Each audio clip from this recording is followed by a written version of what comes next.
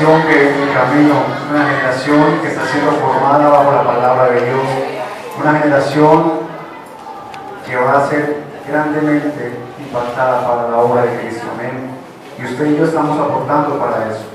Al traer a nuestros niños a este lugar, estamos aportando para que también a su vez sean buenos ciudadanos, porque un buen cristiano es un buen ciudadano.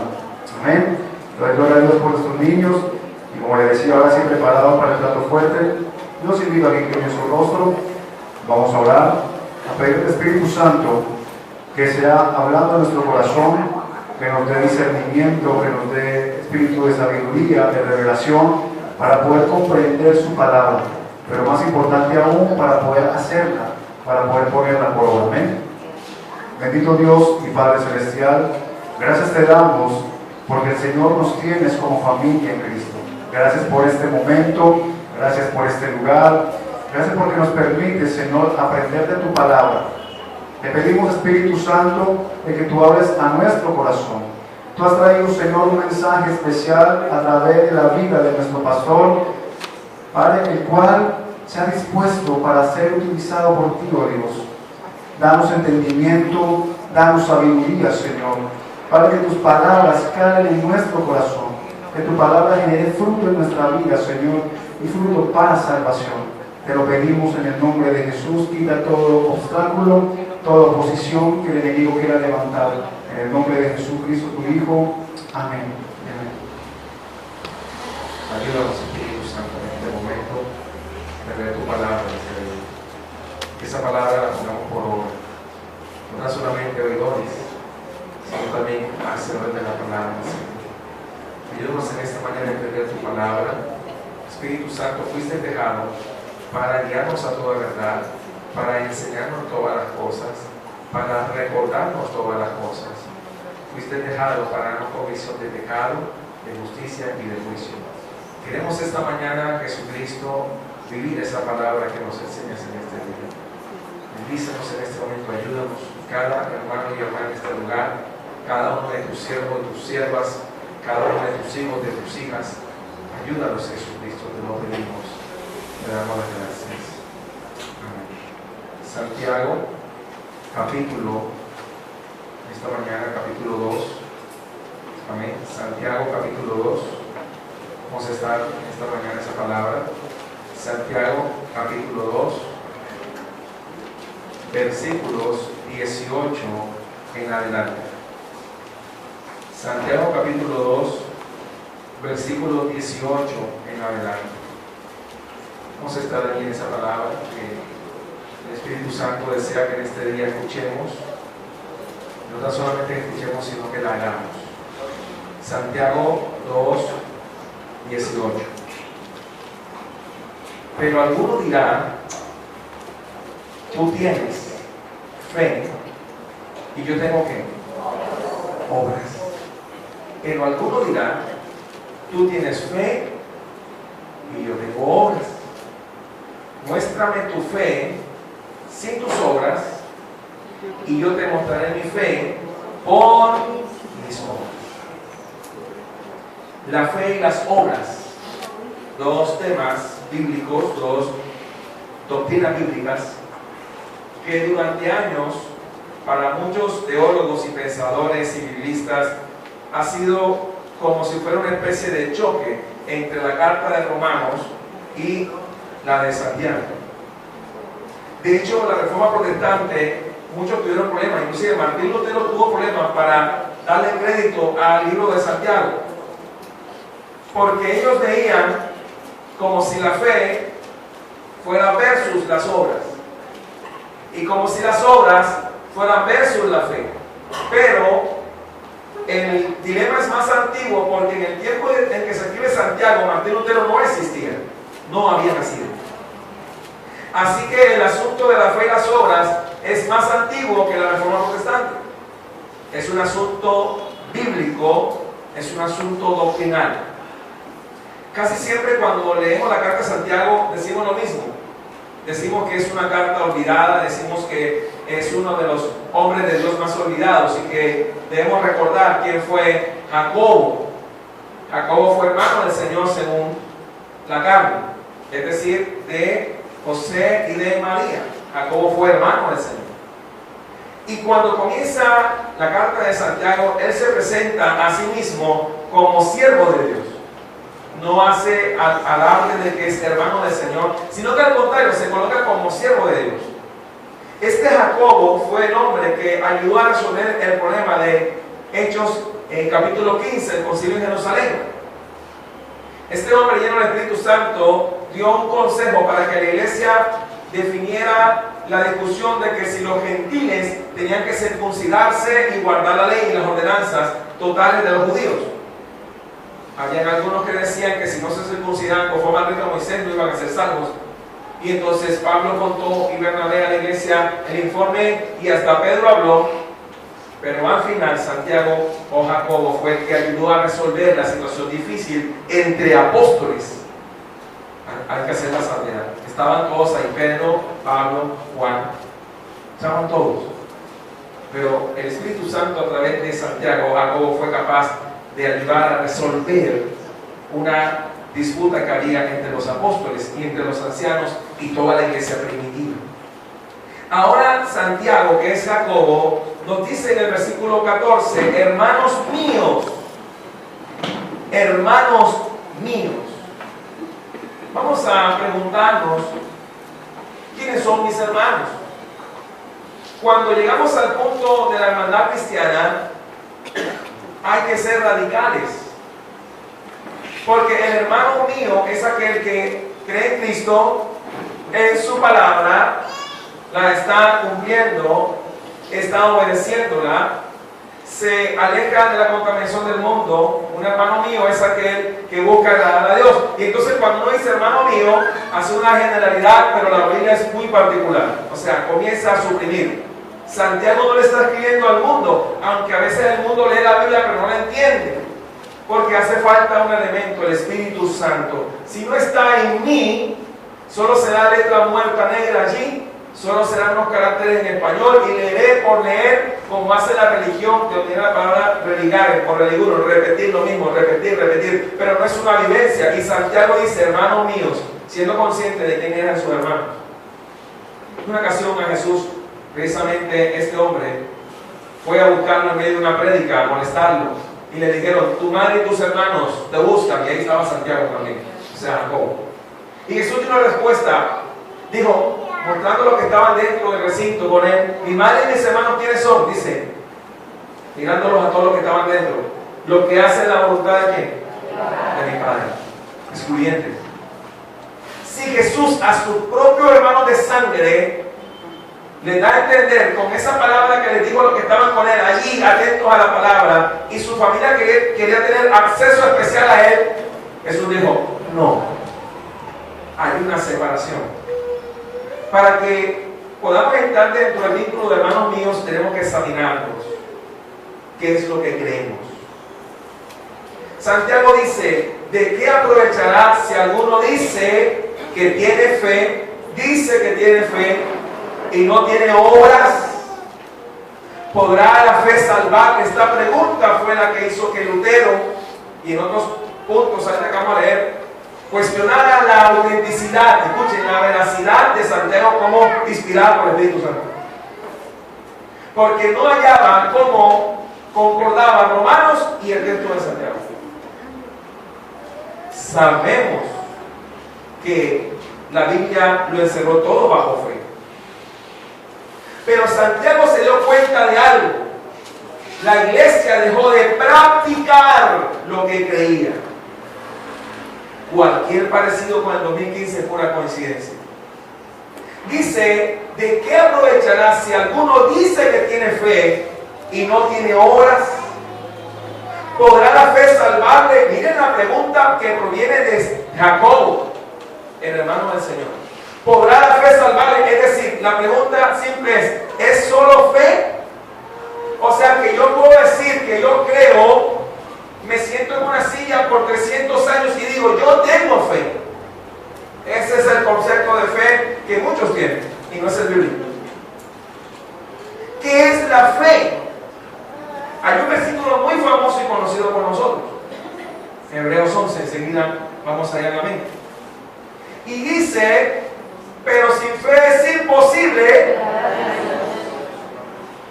pero es necesario que el que se acerca a Dios crea que le hay y que haya abandonador.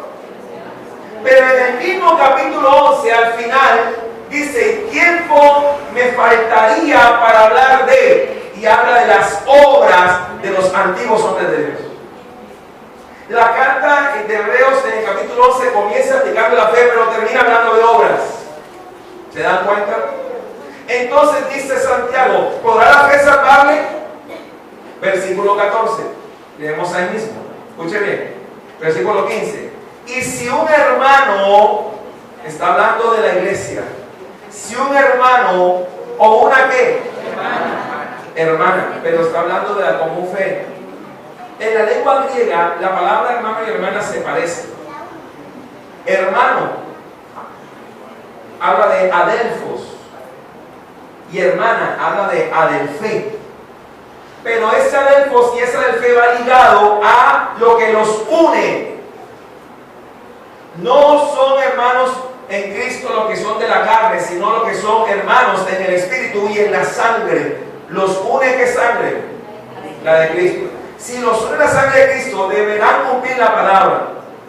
Escucha lo que dice. Si un hermano o una hermana están desnudos, no significa el término moderno que nosotros conocemos, como sin ropa.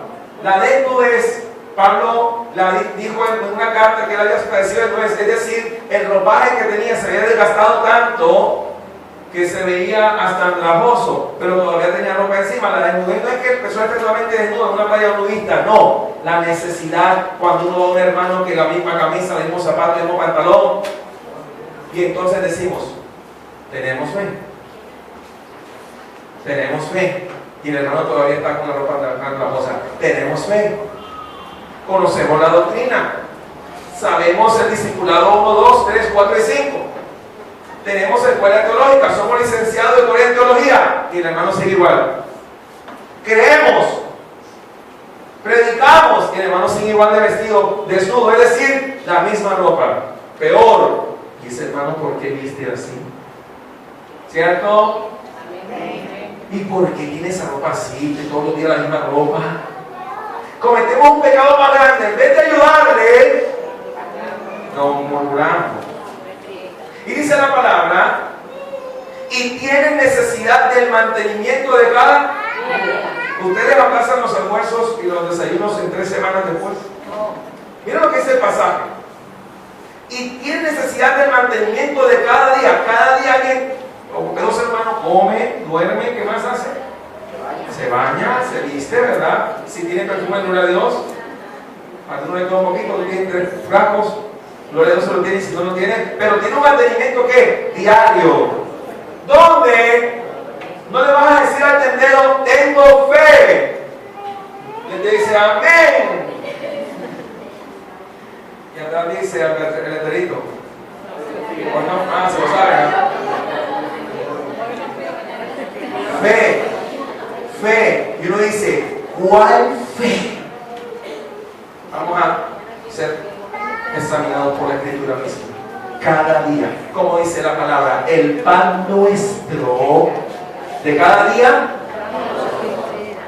Pero mucho cuidado con esa frase. Jesús la dijo para la oración. Pero aparte de eso, también el pan del otro. Nuestro, colectivo, no individual. La gente cree que dice el pan mío de cada día. Nuestro. Hermanos en la fe. Y alguno de vosotros, versículo 16, les dice, escuchen lo que muchos hacemos, tenemos que reconocerlo con mucha humildad. Y aquí no vale ministerio ni título. Escuchen, le decimos lo siguiente: id en paz, shalom alejem, calentaos y saciaos, pero no les dais las cosas que son necesarias para el cuerpo. Escuchen el final como dice: ¿de qué aprovecha? 1973, yo no había nacido. La iglesia a nivel mundial tenía una colisión de dos corrientes. Por un lado, el evangelismo mundial, Por otro lado, estaba la ayuda social, que era vista como comunismo hace muchos años. Yo nací en el 75, ya saben cuánto yo tengo. Pero en 1973, la iglesia a nivel mundial tenía un conflicto que nadie podía resolver. En el planeta, en la orbe de la Tierra, around the world, bueno, alrededor del mundo. Nadie lo resolvía. 1973, cabeza esa fecha. Y los hombres de Dios del planeta se reunieron en un lugar para acordar qué hacer con respecto a las dos corrientes que se están viendo por el mundo. Se enviaban misioneros, pero evangelizaban, pero no se les enseñaba a comer o a hacer comida o a sustentarse, porque habla del cuerpo.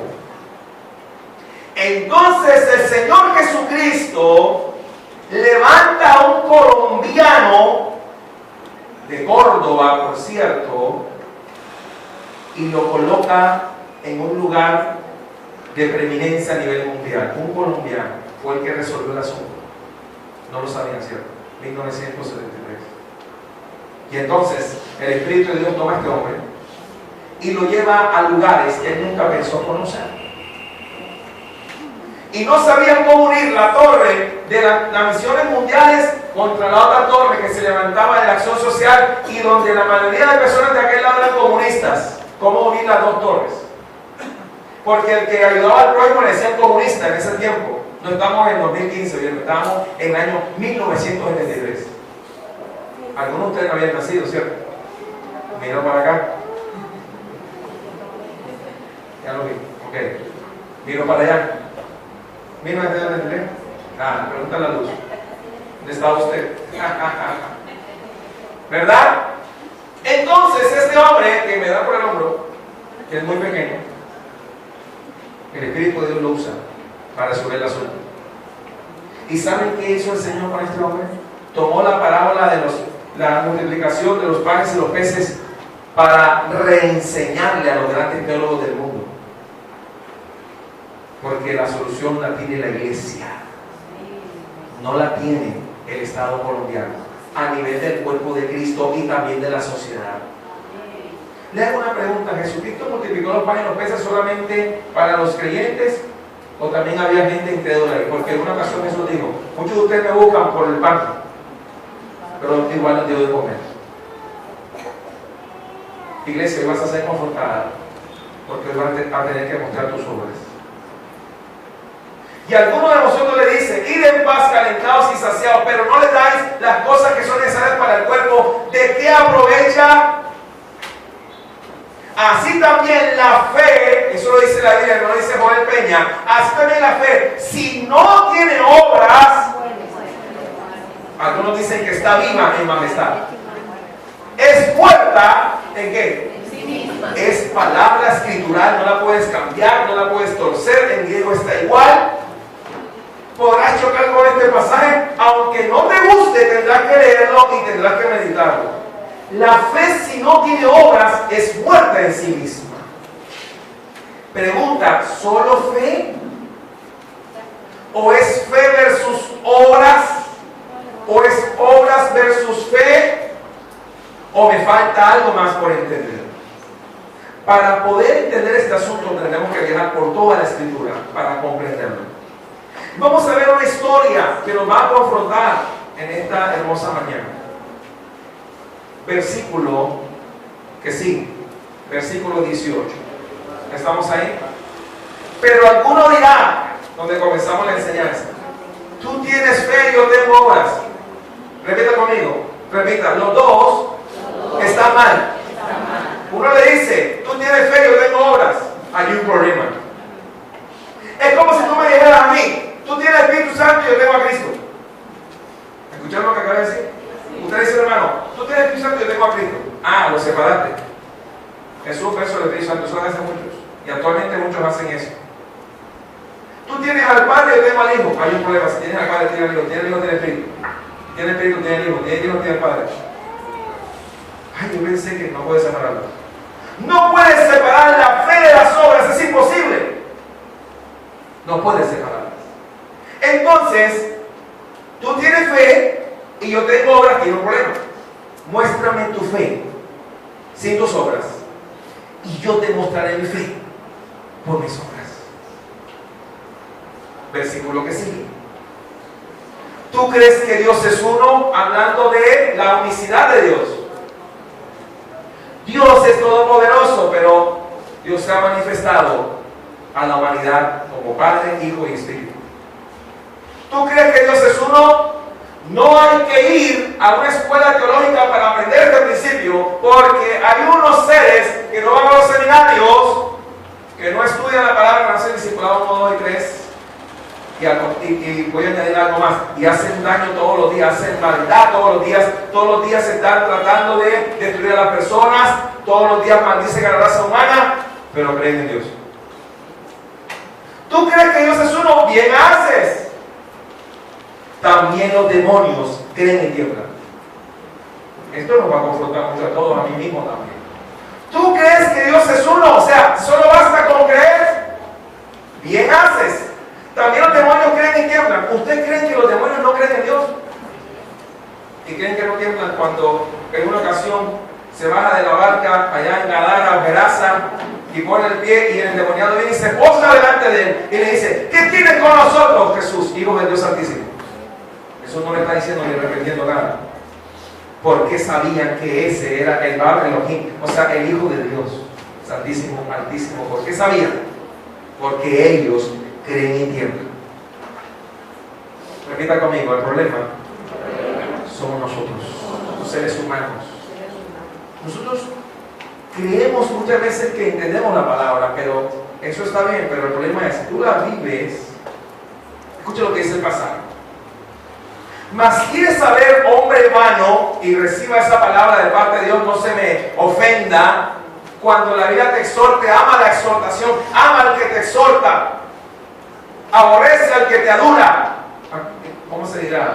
Al que te echa, ya sabes, soba chaqueta, y te dice: está haciendo chévere. Ama al que te dice: hermano, corrija rumbo. Ámalo. Muchas veces, ¿qué haces? Ay, ya hermano, vamos otra vez con su. Él te ama y quiere que vuelvas a la ruta, vuelvas al camino. Amén, amén. Ama la exhortación, trágate la lengua, muérdetela, pero recibe la exhortación. Amén, amén. Mira lo que dice la palabra. Mas quieres saber, hombre vano, que la fe sin obras es muerta. ¿Cuántas veces lo ha dicho Santiago en ese pequeño bloque? La fe sin obras es muerta. Luego dice algo. No fue justificado por las obras. ¿Quién? Un nombre que a veces también olvidamos. Y lo menciona con H. No Abraham, sino Abraham. ¿Nuestro qué? Nuestro padre. Cuando ofreció a su hijo Isaac sobre el altar. Vamos allá a esa historia que les dije ahora. Génesis 22, por favor. Génesis 22. Vayan buscando Génesis 22. Y yo me voy a enfocar, nos vamos a enfocar en versículos 6, 7 y 8, y yo voy a repetir lo que dice él. No fue justificado por las obras Abraham, nuestro padre, cuando ofreció a su hijo Isaac sobre el altar. Vamos todos allá a ese texto, Génesis capítulo 22. Y yo quiero que lo hagamos despacio, porque muchas veces hacemos cuando nos sirven un ajiaco, que lo cogemos rápido y no lo saboreamos. Vamos a leer despacio, Génesis 22. Usted me dirá: ya me sale la historia, leamos. Dios había prometido a Abraham un hijo durante años anteriores. De hecho, lo hizo 7 veces. Dios siempre le repetía lo mismo. Pero una vez que viene el hijo prometido, una promesa que se veía eterna, larga, en la vejez de Abraham, y dice el texto, ya casi muerto. Imagínense la impresión de la Biblia, ya casi muerto. O sea, cuando su cuerpo no estaba en condiciones. Porque nuestra fe no depende de lo que tú, o sea, tu capacidad corporal. Si fuese así, Dios hubiera elegido en el año 73 a una persona de 2 metros y bien formida. Eligió un hombre muy bajo, pequeño para los hombres, pero grande en Dios, para resolver ese asunto. Génesis 22. Lo más difícil de esta historia no se encuentra cuando inicia en el relato, sino lo que dice el versículo 6 al 8, que es el corazón de la enseñanza. Y tomó Abraham, no dice que la leña hizo como hacen los parapsicólogos. La leña no se levantó en el aire así, en la habitación, y se fue a orar. Las personas que conocen el campo, ¿cómo fabrico leña? ¿A qué fábrica voy? En el campo. ¿Conocen la expresión vas a llevar leña al monte? ¿Cómo se saca la leña al monte? ¿Lo han hecho? ¿Alguno acá? ¿Va con un machete y hay a buscar leña? ¿Ok? Sí, aquí hay hombres de campo. Tienen que ir, ¿verdad? No le dicen, leña, yo te ordeno qué. No, usted no ordena nada. Usted toma machete y empieza a cortar. Y hay que seleccionar, porque si me mandan a mí, yo traigo un poco de grama verde que si le echa candela eso no se prende. Y tomó Abraham, escuche, la leña de qué? Y la puso sobre Isaac su hijo, escuche bien. Y él tomó en su mano ¿qué? El fuego y el cuchillo. Y fueron ambos juntos. Esto se pone ahora bien tremendo. Entonces, y aquí es lo que, ¿cuántos padres hay aquí? Padres, levanten la mano que son papás y mamás. A ver, papá y mamá, eso. Ahí, porque hacen así. Algunos que tienen 3 y 4, levanten la mano así. Digo, Carlos, que estoy soltero y está más casado que. Pasa la mano. Aquí viene el corazón de la enseñanza. Que te diga tu Isaac. ¿Tú sabes cuál es? Habló Abraham, su padre, y dijo: esto te va a destrozar el corazón. Padre mío, ya, te mató. ¿Cierto que sí? ¿Qué se siente cuando el hijo le dice no, padre? Cuando la primera vez Shari me escribió la primera carta, yo me desmoroné. Está en Facebook, la escribimos, la escribió y la colocamos. Y lo que me dice esa niña a mí fue algo que me desarmó. Porque me puso, porque eres de mi vida la mejor parte. Yo me he quedado. Si Shaira me dijera mi padre mío, y él respondería, yo le diría, heme aquí mi hijo. Y él le dijo, he aquí el fuego, ok, y la leña. Y aquí viene la pregunta que destroza el corazón. Mas, ¿dónde está el cordero para el holocausto? ¿Quién sabe lo que le va a responder a tu hijo? 2015. Hoy tú no harías eso. Y respondió Abraham, Dios se proveerá de cordero para el holocausto, hijo mío. E iban juntos. Ese pasaje te destrozaría en la primera frase, cuando te diría, Padre, ya te he salvado. Pero Abraham no solo se quedó en palabras. Seguimos leyendo. Y cuando llegaron al lugar que Dios le había dicho, edificó allí Abraham un altar y compuso la leña. Él lo compuso. Repite conmigo, obras. Ese altar no se armó por fe. Compuso la leña y ató a Isaac su hijo, lo ató. Difícil, ¿eh? Lo ató y lo puso ¿dónde? Sobre la leña. Y extendió Abraham su mano y tomó el cuchillo para degollar a su hijo. Entonces el ángel de Jehová le dio voces desde el cielo y dijo 2 veces, ¿cómo le dijo? Abraham, Abraham. Le respondió y dijo, no extiendas tu mano sobre el muchacho, ni le hagas nada, porque ya conozco que temes a Dios, por cuanto no me lo usaste, tu hijo, tu único. Ese simple acto u obra le valió a Abraham el término, según el profeta Isaías y otros profetas, el ser llamado amigo de Dios. Abraham en una ocasión allá en Génesis 14 rescató a Lot, donde estaban peleando 5 reyes contra 4, o sea 9 reyes luchando. Y Abraham fue y armó 300 y algo más de sus siervos y se fue a rescatar a Lot. No dijo, Señor, a tu voluntad, se fue a rescatarlo y lo rescató. Escuche bien lo que le estaba diciendo esta mañana. Abraham hizo varias cosas que son de admirar. A Lot no se podía rescatar con oraciones, él fue y lo rescató. Y luego querían hacer un trato ahí, un trueque, que él dijo, no Señor, usted no va a decir que usted enriqueció a Abraham. Dame la persona. Venía por su familiar. El hecho de que Abraham deseaba en su corazón rescatar a Lot, lo llevó a la acción, a ejecutar una obra. El hecho de que Dios le pida a su hijo Isaac lo llevó a hacer una obra. Por eso es que Santiago recuerda esta historia ahí en el capítulo 2 y dice lo siguiente, versículo 21: no fue justificado por las obras Abraham, nuestro padre, cuando ofreció a su hijo Isaac sobre el altar. ¿No ves que la fe, y aquí viene el asunto, actuó juntamente con sus obras? Y que la fe se perfeccionó, ¿por qué? Por las obras. Seamos sinceros, muchas veces no entendemos esto. Se va a perfeccionar mi fe es por mis obras, no por lo que yo diga, sino por lo que yo hago. Amén. Amén. Voy a mencionar palabras que requieren obras, misiones, evangelismo, ayuda humanitaria, ayuda a la comunidad. No basta con decir que creo, porque dice que la fe se perfecciona por las obras. ¿No ves que la fe actuó juntamente con sus obras y que la fe se perfeccionó por las obras? Versículo 23. Y se cumplió la escritura que dice, escuchen lo que dice la escritura: Abraham creyó a Dios y le fue contado por justicia. ¿Le fue contado por qué? Por justicia. Por justicia, escuchen, porque eso aparece en Isaías 41:8, escuchen. Por justicia. ¿Y fue llamado qué? Busque ya Isaías capítulo 41, versículo 8. Aleluya.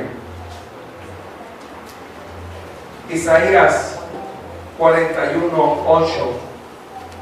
¿Qué dice la palabra del Señor? Isaías 41, 8. Acá. Pero tú, Israel, siervo mío, ¿cierto? Siervo mío eres. Siervo mío eres. Tú, Jacob, a quien yo escogí, descendencia de Abraham. ¿Quién? No un amigo ficticio, ni un amigo teórico. Era un amigo práctico. ¿De qué me sirve tener un amigo teórico si no es práctico? ¿De qué me sirve decirle a mi esposa que la amo y no hago algo para amarla? ¿De qué me sirve decirle a mi hijo que lo amo y no hago gestos que demuestren que lo amo? Entonces todas las miscelarias librerías fueran multimillonarias, porque solo el amor sería en, bueno, antes decíamos esquelas o credenciales o lo que sea, o sticker que diga te amo. Y decimos, ay, qué lindo, me ama. Y le dice a la esposa al esposo, te amo. Y a la semana siguiente la nevera no tiene comida. Y le dice a la mujer, ya no te amo, te voy a dejar, porque no hay alimento. Hasta ahí llegó el amor. Voy a ser fuerte ahora. ¿Hasta dónde llega nuestro amor? ¿Solo la teoría o la práctica? La Biblia habla de que la fe se perfecciona a través de ¿qué? De las obras. Así que sé que muchos de ustedes, casi la mayoría, saben quién es Abraham. Por eso no voy a gastar tanto tiempo en él, porque de hecho usted ha escuchado prédicas acerca de Abraham durante muchos años. Me quiero enfocar en el otro personaje, y por cierto es mujer. Versículo 24 de Santiago 3, de Santiago 2. Isaías dice que Abraham fue llamado como amigo de Dios, por lo que hizo.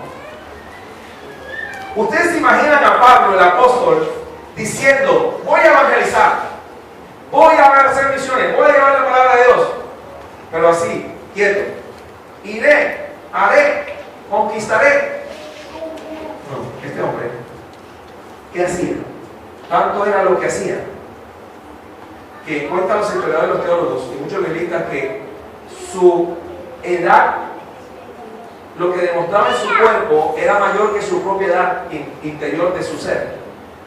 Era un hombre que se había desgastado por el evangelio.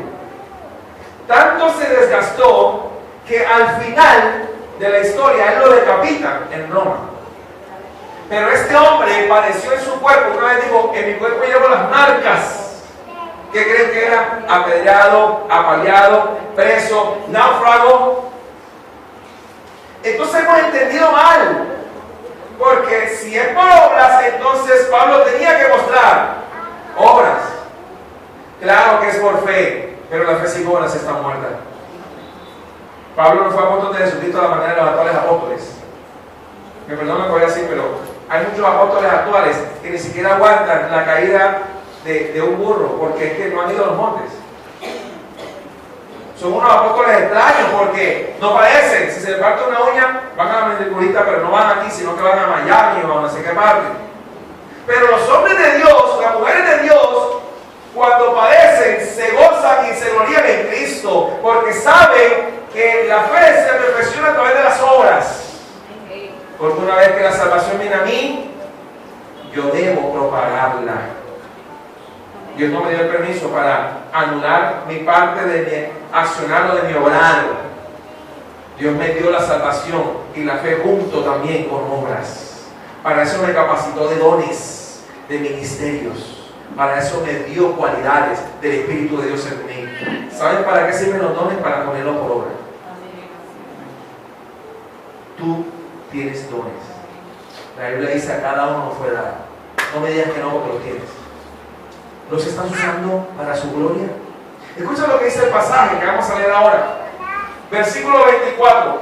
Vosotros veis pues que el hombre es justificado por las obras, y no solamente por qué. Es decir, la fe sin obras tiene un problema. No demuestra que tiene fe.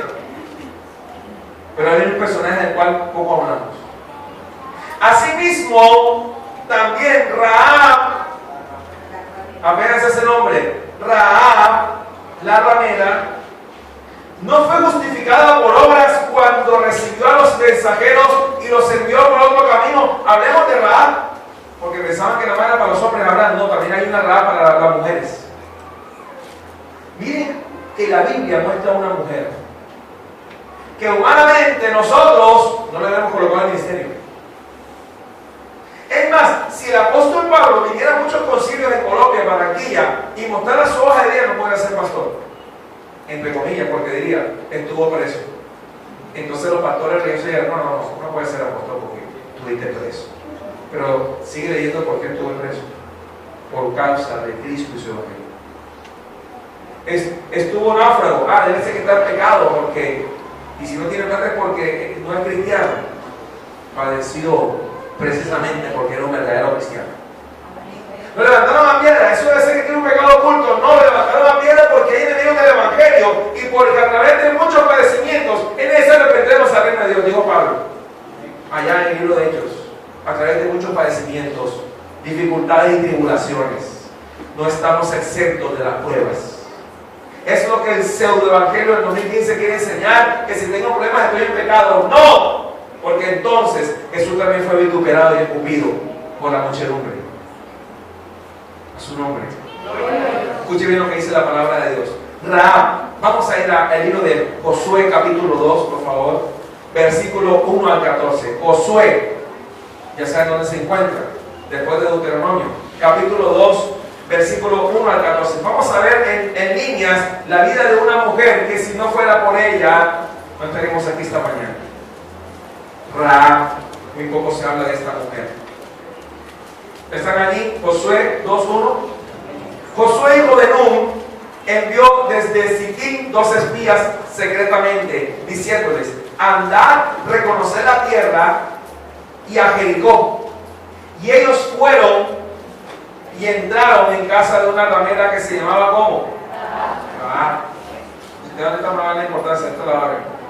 Y posaron ¿dónde? Allí. Y fue dado aviso al rey de Jericó diciendo: he aquí que hombres de los hijos de Israel han venido aquí esta noche para espiar la tierra. Entonces el rey de Jericó envió a decir a Rahab: saca a los hombres que han venido a ti y han entrado a tu casa, porque han venido para espiar toda la tierra. No se vayan a confundir, no es el año 2015, ¿bien? El pasaje se desarrolla en antes de Cristo, mucho tiempo antes. Así que no le aplique la teología del 2015 o el entendimiento a lo que estaba en ese tiempo. ¿Estaban bajo qué? Bajo la ley. Escuche bien esta parte. Porque a veces le hacemos injusticia a los pasajes porque queremos poner la mente del 2015, peor, del mes de marzo o el de abril. No. Entienda lo que dice el pasaje ahora. lo que viene después, que no lo vaya a confundir. Pero la mujer había tomado a los dos hombres y los había escondido y dijo, es verdad que unos hombres vinieron. Ella lo negó. ¿Se dan cuenta? Es verdad que unos hombres vinieron. Ella no dijo que no vinieron. Muchos han tratado de regresar el pasaje. Es verdad que unos hombres vinieron a mí. Pero le pasa como hacen ustedes a veces. Hermano, ¿dónde va? Voy para el banco, voy a sacar 3 millones de pesos. ¿Quién le está preguntando? ¿Es lo que nos pasa? Somos imprudentes, insensatos. No todo se puede decir. Estamos en el patio. Mija, ya sabes, voy para el banco. A las 9, en el campo verde. Si hizo 9 millones. Al día siguiente le dan leteo. Tiene que hablar con el denuncio. Y perdón, le va a decir, pasa un ratito, el guardia se lo dijo, si eso lo dijo la señora Gandhi. O sea, ¿cómo no lo sabe? Entonces, ¿verdad? No responde lo que no se le pregunta. Es verdad que unos hombres vinieron a mí, pero no supe de dónde eran. Porque la conversación es posterior, ellos van a contarle. Ella había oído el rumor de que un pueblo estaba avanzando y conquistando las naciones de los cananeos. Había oído. Y cuando se iba a cerrar la puerta, siendo ya oscuro, esos hombres ¿qué? Voy a explicarles el pasaje. Se salieron y no sé a dónde han ido. Seguidlos a prisa y los alcanzaréis. Mas ella lo sabía que. Voy a explicarles algo. Para ir al terrado hay que salir de la casa. ¿Sí me explico? Hay que salirse. Para subirse por el techo. Hay que salirse.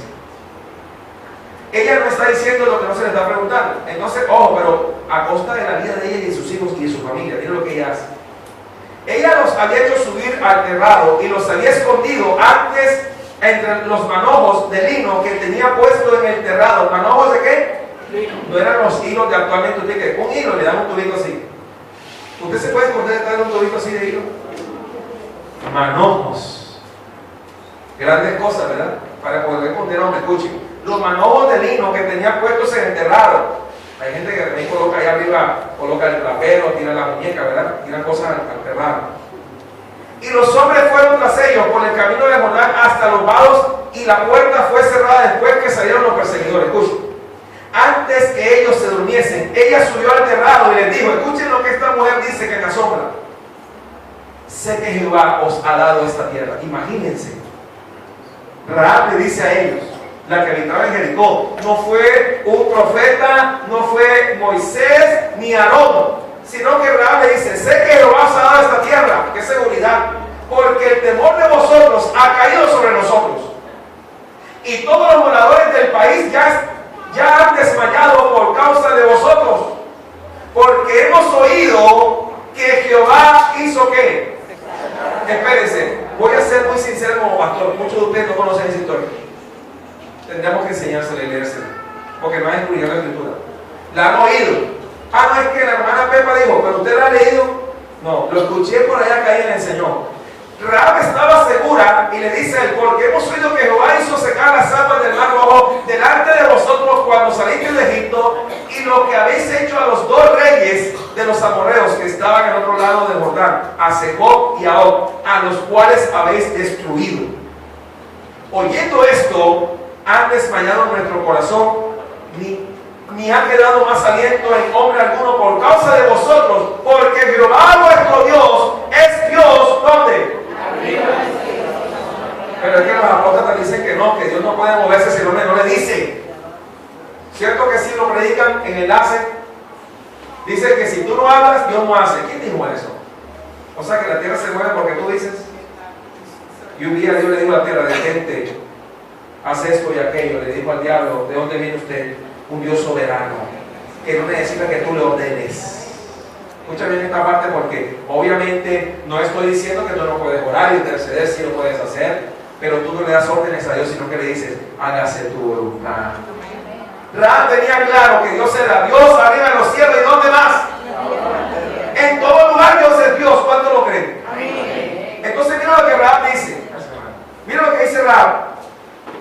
Os ruego pues ahora que me juréis por Jehová que que como he hecho misericordia con vosotros, así haréis vosotros con la casa de mi Padre, de lo cual me daréis una señal segura, y que salvaré la vida a mi padre y a mi madre, a mis hermanos y hermanas, y a todo lo que es suyo, y que libraréis nuestras vidas de la muerte.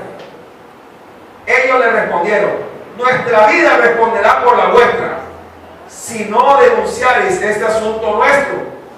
Y cuando Jehová nos haya dado la tierra, nosotros haremos contigo misericordia y verdad. Ese simple hecho de esconder a los espías hizo que Rahab, la ramera de Jericó, aparezca en la genealogía de Mateo 1:5. Busquémoslo, por favor. Y vamos a ir a otro pasaje. Vamos todos allá. Mateo 1:5. Solo ese acto, esa obra, no se conformó con orar por ellos, los escondió. Mateo capítulo 1, versículo 5. Salmón engendró de Rahab, ¿a quién? A vos. Vos engendró de Ruth a Obed. ¿Y Obed a quién? No tengo que seguir leyendo para que usted me diga de qué se trata el asunto. Si no hay Rahab, no hay David, no hay Mesías. Nada más. Si no hay Rahab en la Biblia, si ella no hace eso, si no hace obra, ninguno de los que estamos aquí estuviéramos aquí sentados. Estuviéramos muertos en delitos y pecados.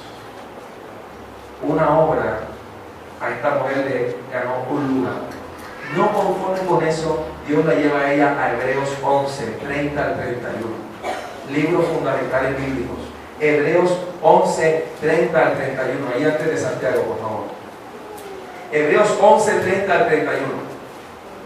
Por la fe cayeron los muros de Jericó. Es un hecho histórico comprobable. Usted va allá y los muros están caídos. Están las excavaciones de sedimento tras sedimento y allá abajo está Jericó, real. Ahí se puede ver la mampostería, todavía hay vasijas rotas.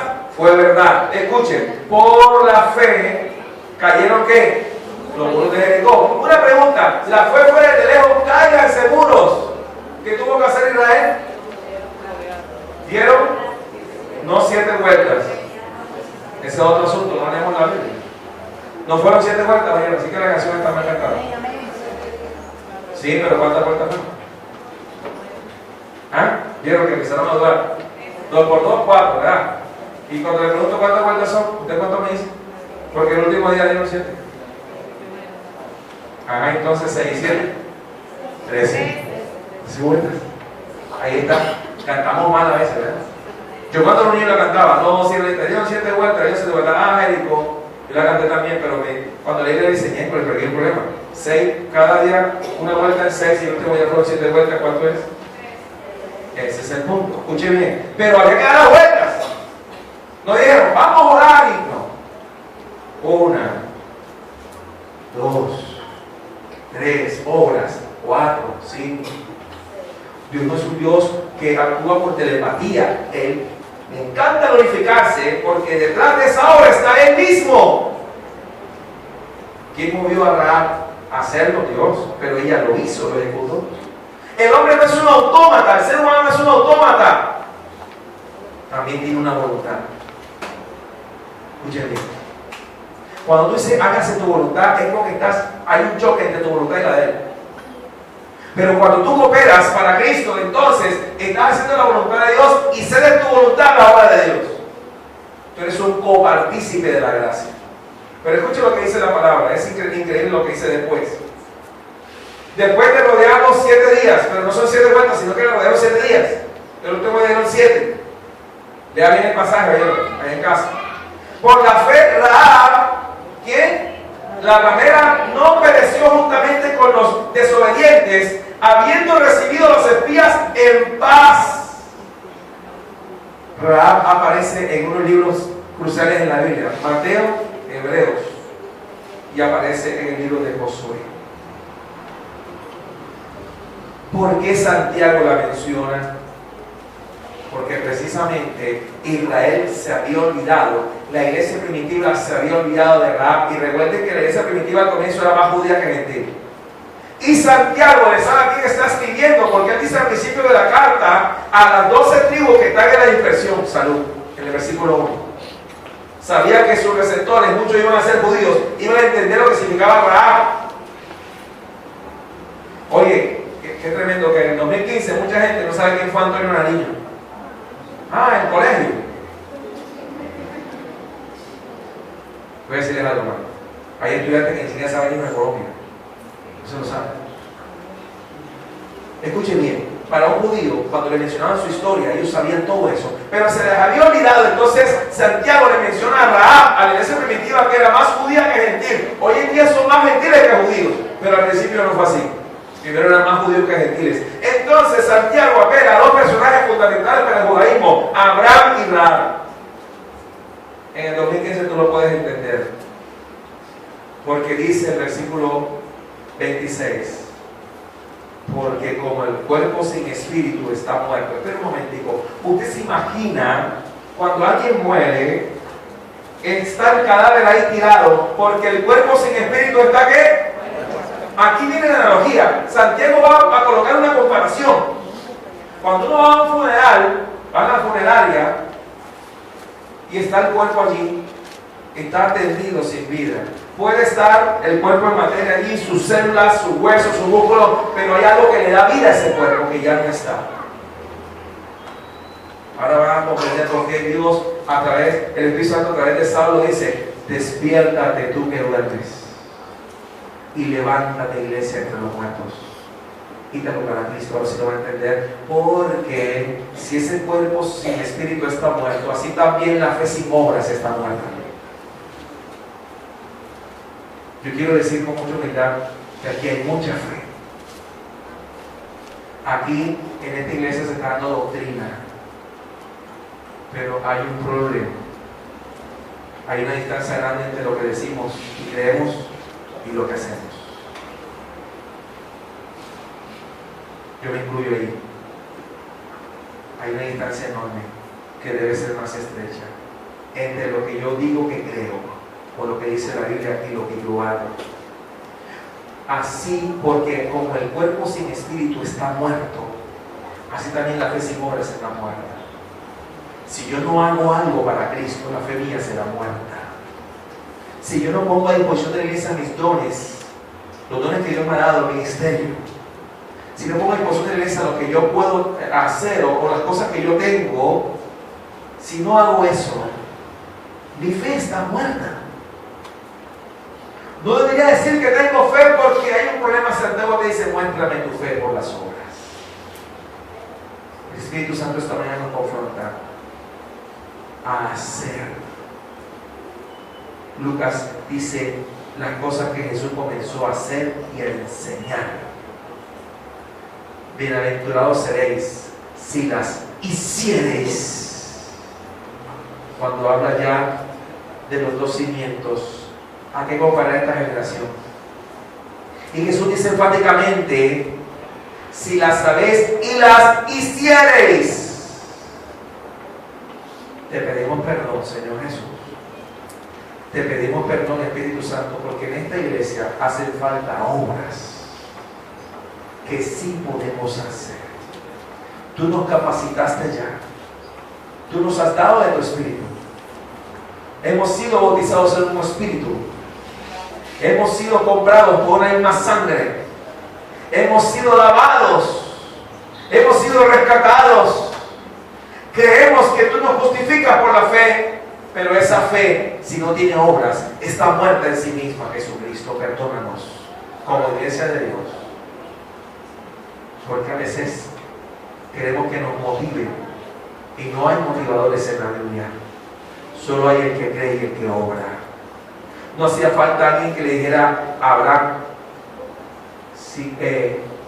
sacrifica a tu hijo, sacrifícalo, no. Él, en su corazón, Dios sabía que estaba sacrificando a Isaac. Y no es una analogía, Si Dios no habla desde el cielo, Abraham sacrifica a su hijo. Había mostrado que amaba a Dios, no solamente por lo que creía, sino por lo que estaba haciendo. Te pedimos perdón, porque hemos eclipsado la obra que nos toca hacer y nos excusamos en muchas actividades y cosas. Y no sacamos tiempo del día para hacer las cosas que nos corresponden en los negocios de nuestro Padre. Sabemos que tenemos que trabajar y estudiar y atender la familia, pero el mundo también hace eso. El mundo atiende a sus hijos, trabaja en una empresa y estudia en la universidad y en el colegio. El mundo también hace eso, iglesia. Si es por excusas, el mundo tiene más excusas que nosotros. Pero hay un tiempo que debemos separar y un momento para ejecutar la obra de Dios, para hacer como Abraham y Rahab, poner por obra lo que digo que creo. Perdónanos, Señor Jesús. Perdónanos. Espíritu Santo, en esta mañana, danos convicción de pecado, justicia y juicio. Convéncenos de que así es. Danos convicción de que así como el cuerpo sin espíritu está muerto, la fe sin obras está muerta, Señor. Deseamos hacer tus obras. Hacer tus obras. Hacer tus obras. Tú las haces en nosotros, pero si nosotros no las hacemos, también los demonios creen y tiemblan. Si creo que Dios es uno, bien hacemos, pero también los demonios creen y tiemblan. No basta entonces con decir que creo, porque entonces en vano murió Abraham, Rahab, Josué, José, Elías, Eliseo. En vano murieron los hombres de Dios, porque tiempo les faltaría, dice el libro de Hebreos, de hablar de Gedeón, de hablar de los héroes de la fe. Ellos hicieron cosas para Dios. Ayúdame a entender esta palabra, Señor. Ayúdame a entender, porque tú te quieres glorificar a través de mi vida, Señor Jesús. Gracias porque en el año 73 levantaste a este varón de Dios. Lo levantaste desde Córdoba, Señor, y lo llevaste a Lausana, Suiza, lo llevaste a Urbana, Illinois, lo llevaste, Señor, a Singapur, lo llevaste a Inglaterra, Jesucristo, y te glorificaste a través de él. Como él mismo dice, tomaste una maraca y la hiciste sonar, pero sin el músico que hace sonar la maraca no puede sonar. Así mismo lo levantaste para tu gloria, pero él temía ir, porque él se comparó con los demás académicos y dijo: no tengo estudios, ¿cómo voy a predicarle a maestros de teología, a doctores en la palabra, a los teólogos de Oxford, a los teólogos de Cambridge, a los teólogos de los seminarios de los Estados Unidos? ¿Cómo les voy a decir a tu palabra? Y tú lo mandaste a hacer esa obra, Señor. Y él se montó a los aviones, viajó por el mundo, y hoy en día está en su casa, otra vez de regreso. Y el día que se hizo el homenaje, había personas de todo el mundo allí, y él tomó una maraca y dijo: ven esta maraca. Ella no suena si alguien no la ejecuta, pero la maraca se goza cuando su Señor la hace sonar. Y la maraca está sonando en esta mañana. Dios trajo aquí no solamente maracas, trajo personas, hombres y mujeres,